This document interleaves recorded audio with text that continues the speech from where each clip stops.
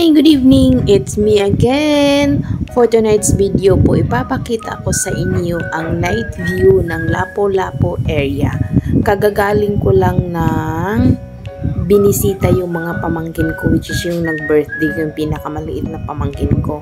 Tapos, medyo gabi na akong umuwi. So, at that time po, medyo maganda naman yung ng panahon. Hindi naman siya umaambon or ano. So, normal lang sa amin. Normal lang pala dito. Anyway, at that time po, siguro mga lagpas alas 9 na to. Kaya ganito ka dalang na lang yung mga sasakyan at that time. Tapos, itong area na to, itong part na to, lumagpas na ako sa MEPS 1 or MEPSA sa Pusok Lapu-Lapu. Tapos after nyan, medyo mabilis-bilis lang kasi ang takbo ko at the time kasi libre naman yung kalsada. At the same time, mangilan-ngilan na lang din ang mga sasakyan. Guess what? Habang binabaybay ko ang kahabaan ng highway approaching to New Mactan Bridge, paglagpas ko konti ng Island Central Mall, at that medyo busy kasi yung area na yan. Mapasana all na lang talaga. Bakit? Medyo magkasunod-sunod talaga o magkasunod o di kaya sadyang nagkasunod yung mga couple-couple na napaka-sweet nilang tignan. Mapasana all ka na lang talaga. Kasi parang kahit naglalakad sila, napaka-sweet, daming bit-bit, parang hindi nila inaano, parang wow, sana all, napaganon na lang talaga, wow, sana all.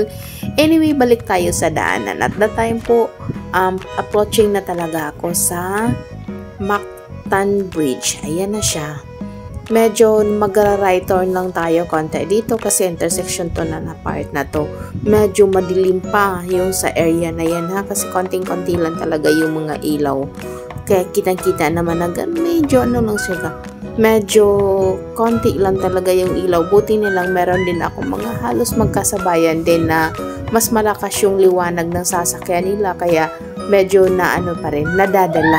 Pero nung papasok na talaga, yung paakyat na talaga sa mismong middle part ng bridge, medyo maliwanag naman siya kasi nga madami na siyang ilaw. Unlike nung medyo yung paangat ka pa lang, konting-konti lang talaga, bihirang-bihira lang talaga. Pero kaya namang i-manage. This time, as in super liwanag na talaga kasi sunod-sunod na talaga yung ilaw. Tapos, libre man kahit papano. So, hindi masyadong, siguro takbo ko lang at the time, mga 60. So, 60 lang siguro at the time. Kasi nga, minumuni-muni ko lang yung panahon. Kasi, medyo napakasarap ng simoy ng hangin kasi nasa taas ako ng bridge. So, minumuni-muni ko lang, ko lang. Habang binabaybay ko ang kahabaan ng bridge na to, meron akong napapansin at the same time din yung mga couple-couple na sa gilid lang sila kasi nasa walkway sila na area na magkahawak kamay. Kumbagang ini-enjoy, parang naglalakad o sinadyang parang na-jogging konti, parang ganon. Tapos, enjoy naman sila. Tapos, nakamaritis pa talaga or nakimaritis pa talaga ako. No, sadya ko talagang binagalan ang takbo ko nung sa mga oras na yun, nung pababa na ako ng bridge. Kasi nga, kung pwede lang sanang mag-stop na. Kasi nga, gusto kong ma-enjoy yung panahon. Gusto kong ma-enjoy para bang namnamin yung simoy ng hangin na napaka-presko talaga.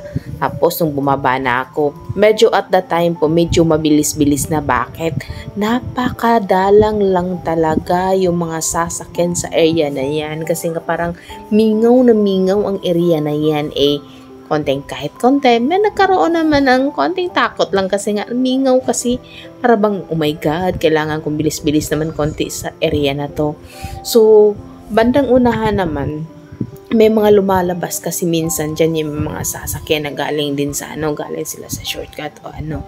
So, balik slow mo naman yung pagtakbo kasi mayroon namang mga kasabayan, takotin talaga. Although hindi naman ako ganun na matakotin talaga, pero Minsan-minsan naman kasi parang feeling ko parang meron akong psychological na na ganung instinct pa, pero hindi ako nagpapadaig kasi nga nagmamaniho ako. Hindi din naman pwede na yun ang ko sa isipan ko, delikado, nagmamaniho ako. Tapos this part na po, medyo bumilis na ako ng konti kasi nga parang pabagsak na talaga yung ulan at the time.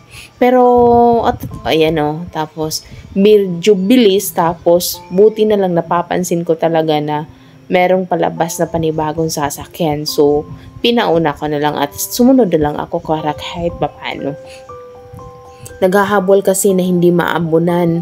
Medyo pagod din kasi at the time. So, binibilis-bilisan ko lang konti. Kahit paano, makarating naman ako ng medyo mas madama sa aga-aga